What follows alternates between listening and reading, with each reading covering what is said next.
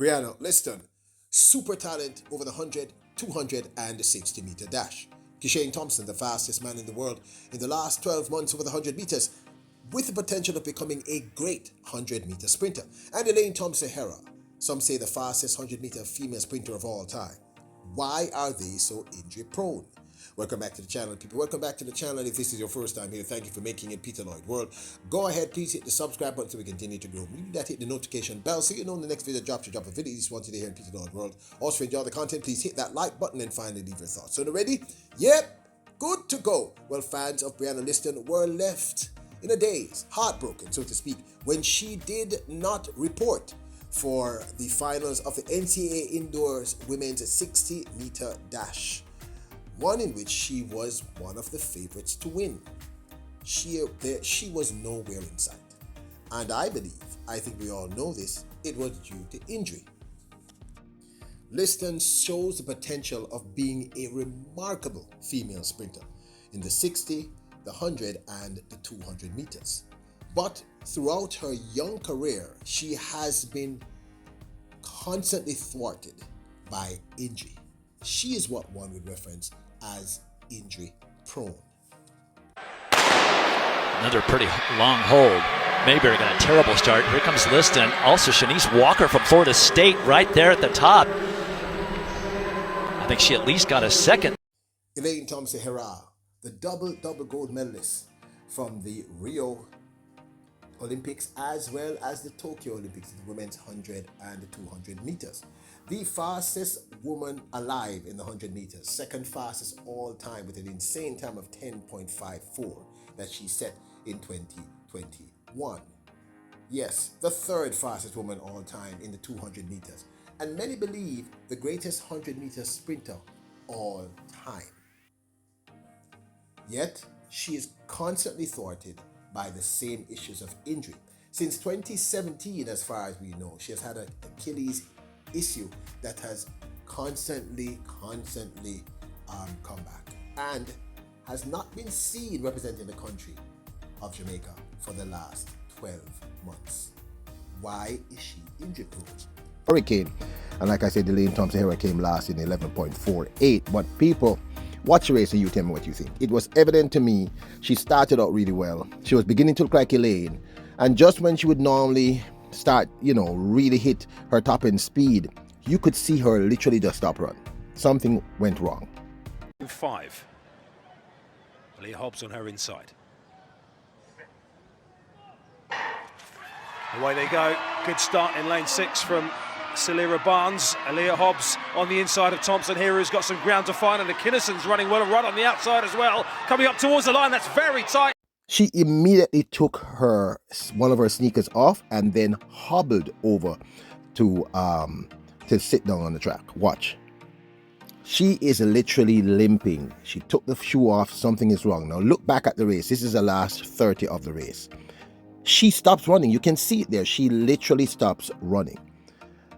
Now, this of course is my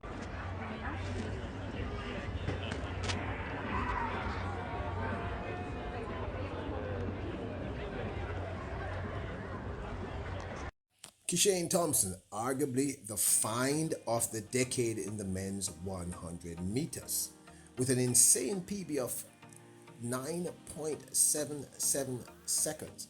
The first man to run that time in maybe 24 months. Again, a continuous scenario where he seems to be almost continually injured. Why is he injury prone? This is the 100-meter finals. They've asked about the future of Jamaican sprinting, and the men's side, it's ripe and healthy. 4 men under 23 years old in this final. Fireworks in the making once again. You can feel the level of anticipation gripping this contest. Men's 100-meter final. Set. Up. Seville and Thompson got away like rockets. Seville looks imperious. Thompson looks imperious and commanding as well. Kishane Thompson steps to the fore and gets there. 9.73. Oh, goodness gracious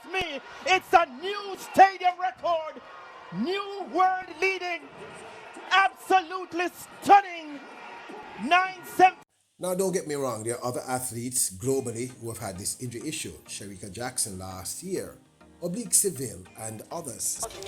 Introducing Peter Lloyd World merchandise, where style meets comfort.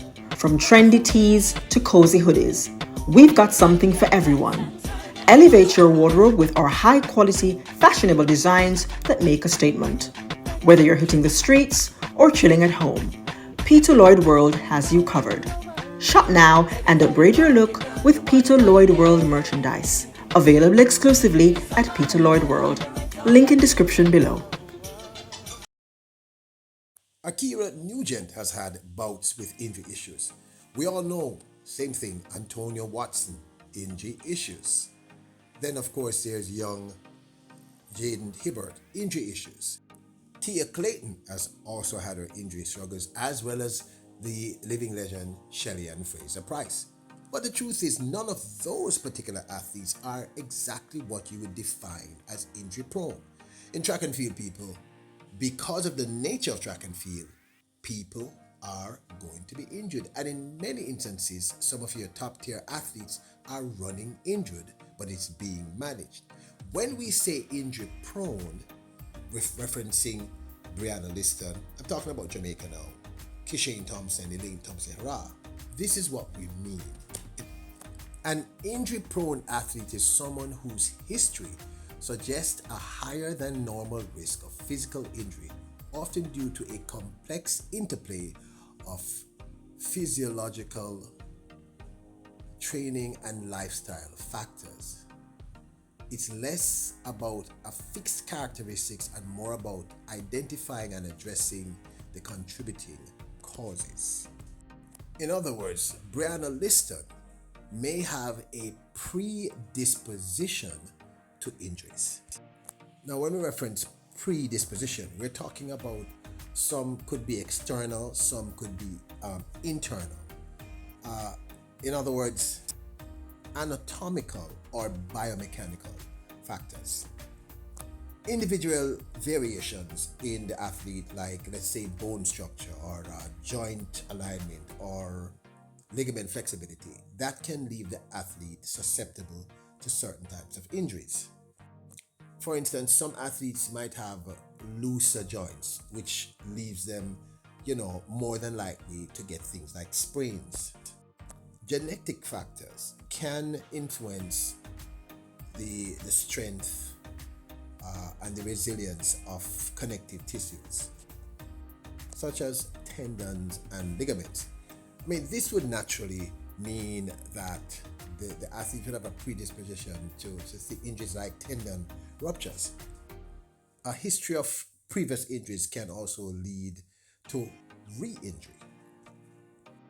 For instance, scar tissue, like in the situation with Elaine Thompson-Herah, scar tissue from previous injuries can lead to less flexibility, and therefore the athlete becomes more prone to injury. Now, you need to understand that some of the reasons why an athlete could be injury prone can also be psychological. So let us say the athlete is likely to have stress or anxiety, and those kind of personality traits can play a role with an athlete becoming constantly or consistently becoming injured. A simple example would be like if an athlete is under high stress, it could lead to them not focusing during training and not coordinating correctly, and that of course can lead again to injury. Now I need to point out to you that these things that I'm talking about regarding why an athlete could be considered injury prone and how they become injury prone, it doesn't have to always mean that they are going to become injury prone. There are sometimes ways to manage an injury or to avoid it altogether. Let us say if you have stress issues as an athlete, if you get a good psychiatrist or a good counselor, good psychologist, sports psychologist, there would be a way to mitigate against that, for instance. Or if in your training you have a weakness in certain areas, there are things that your coach can teach you to strengthen those weaknesses in you physiologically. Now, it's imperative to understand that the concept of injury prone isn't a single thing. It's not a single trait. It's normally a combination of factors that leads to particular athletes being more prone to injury than others. Something like muscle imbalances. So let us say these opposing muscles. So for instance, your quadriceps versus your hamstring, one being stronger than the other, that can create imbalances naturally, which could also lead to the athlete becoming more injured than others. A weak core, for instance, could compromise overall body control and balance. Or something as simple as that. Or overtraining, for instance. You have athletes who have been known to just train and never give themselves, their bodies, enough time to recover, rest, and recoup. That can lead to increased vulnerability and muscle breakdown. And of course, the obvious, improper running technique, as well as training techniques in the gym, etc. Improper running technique, can create undue stress on the muscles and the joints, which of course can leave the athlete being very vulnerable to repeated injury. Even simple stuff like improper warm-ups or improper cool-down can create a problem, and of course again lead to injury. Poor hydration, meaning not enough fluids and the proper type of fluid. Nutrient deficiency, so the athlete is not eating properly, not getting the right amount of protein, carbs, omegas, etc., etc. That of course can create problems within the body. The body can't repair fast enough. That could also leave the athlete prone to injury. I think I may have already mentioned improper sleep, improper rest and recovery, so the body isn't recovering after punishing training sessions and punishing competitions. Improper form in the gym, I think I already mentioned that one. That can also lead to increased risk of injury. Now, we are not the only country to have athletes who are injury prone. Of course, because we are Yardies, we are concentrating on these big three. Why I'm talking about these big three? Because we have had previous athletes who are injury prone, but currently, Brianna Lyston, now this of course is my 2 cents, is without doubt one of the finds of the last 5 years as a junior. She's incredibly talented. A PB of 10.95 for the flat 100 meters, which I am convinced if she is healthy and she recovers from this injury, this young lady will be running sub 9.0 this year. I'm really sure about that. Perfect running technique, etc. But, and of course, Kishane Thompson. I think a gentleman who can at least come close. I'm not going to say the world record in 100 meters, but certainly could perhaps get close to that insane 100-meter time, the second fastest 100-meter time ran in history by, of course, Jamaica's Johan Blake.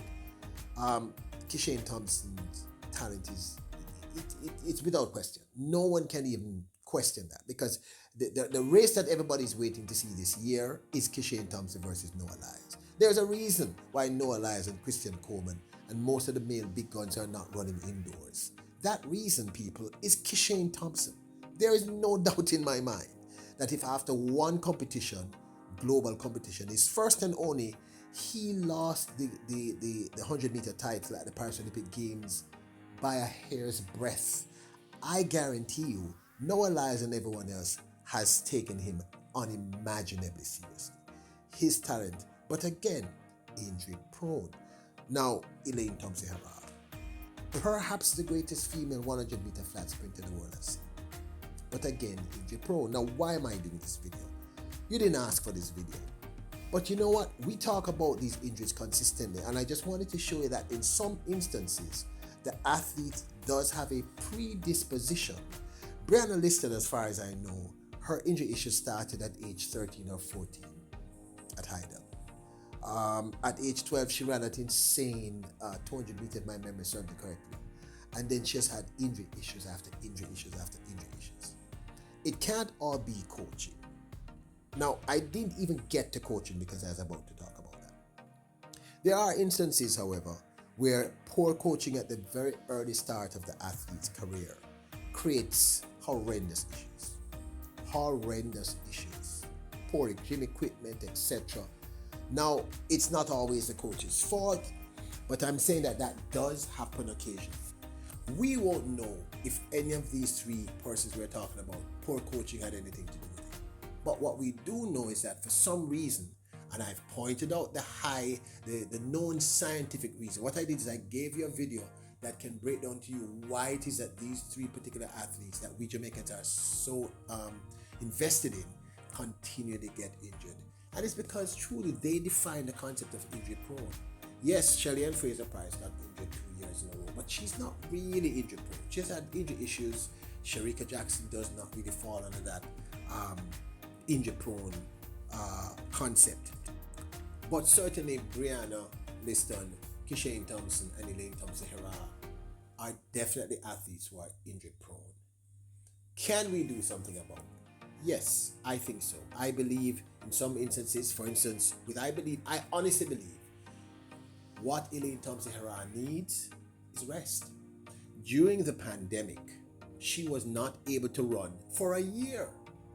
It gave her body time to fully heal from the Achilles heel issue, and that's why in 2021 at the Tokyo 2020 Olympics, she doubled again, double gold medalist, broke the 100-meter Olympic record, and almost broke the world record at the Prefontaine Classic in the same year.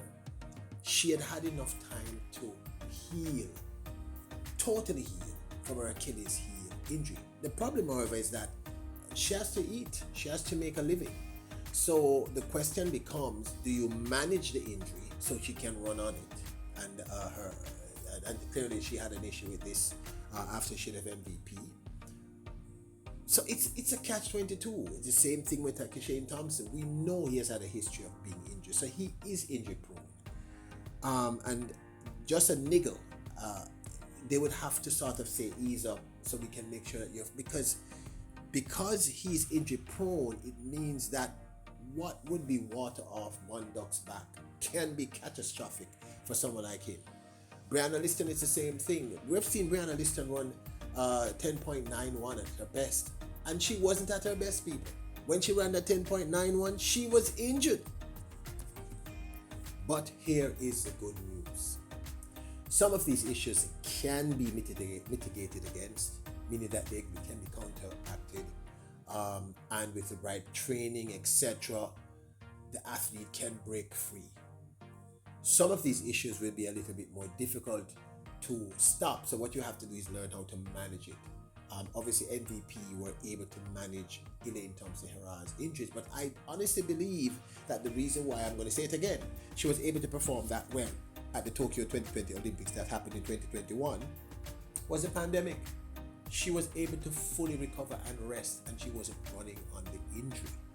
My personal opinion is that I think Shericka Jackson should run for maybe a year or 6 months. I know somebody's going to get mad at me about that, but we need her to fully recover. But then it depends on the degree of recovery, and the truth is Shericka Jackson doesn't really fit into what we're discussing. We're talking about injury-prone athletes.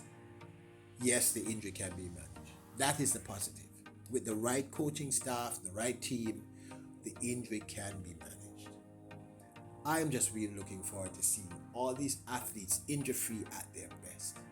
Because Elaine Thompson-Herah, I still think, has the greatest chance of breaking the world record in the women's 100 meters. I still think that if she can recover, really recover, and time is a little against her. Brianna Lyston, the sky is the limit. She just needs to be able to manage these injury issues. Kishane Thompson, the same thing. The sky is the limit. But this, of course, is my 2 cents. Let me know if you'd love to hear or see more videos like this. I know this is a little different, but you know, we're constantly talking about these 3 athletes who we all love and we all have great expectations and hopes for. And I thought it would be nice to delve into why they're injury prone, some of the possible reasons, because these are only possible reasons. I don't have the exact reasons as to why, but I think I covered a broad enough spectrum as to why the athlete is injury prone and what can lead the injury. As I stated, some genetic, some physiological, some running technique, etc., etc. So let me know if you like videos like this, if you want me to do a few more. They're very technical, but I know many of you are new to track and field and you're trying to understand, and I want to share my limited knowledge with you. One of the things about this platform is for us to learn and grow.